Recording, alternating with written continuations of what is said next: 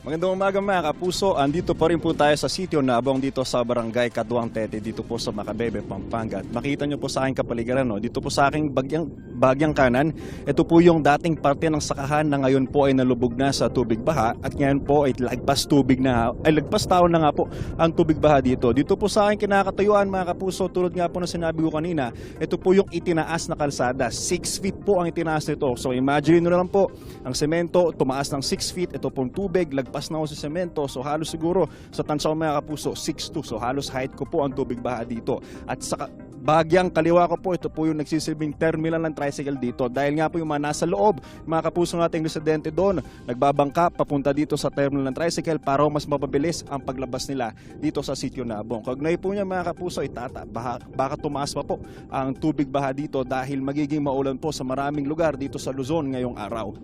Ayon po sa Pag-asa, asahan na po ang intense rains o matitinding ulan sa Ilocos Sur, La Union, Pangasinan pati na rin po sa Benguet. Malalakas na ulan o heavy rains naman na mararanasan sa Ilocos Norte, Abra, Apayao, Mountain Province, Ifugao, Kalinga, Nueva Vizcaya, Tarlac, Nueva Ecija, Zambales, Bataan, Pampanga pati na rin po sa Bulacan. Ang pag-ulan sa mga nasabing lugar ay dala ng bagyong Maymay. Hanging habagat naman ang bububuhos ng malalakas na ulan sa Metro Manila, Rizal, Cavite, Laguna, Batangas pati na rin po sa Occidental Mindoro. Katunayan, nakataas po ngayon ang yellow rainfall warning sa NCR. Ibig sabihin yan, posible ang pagbaha sa gitna ng inaasahang malalakas na ulan.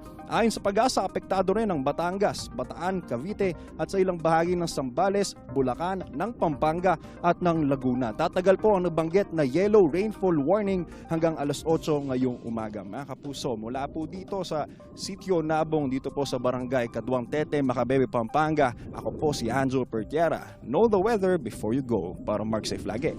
Mga kapuso.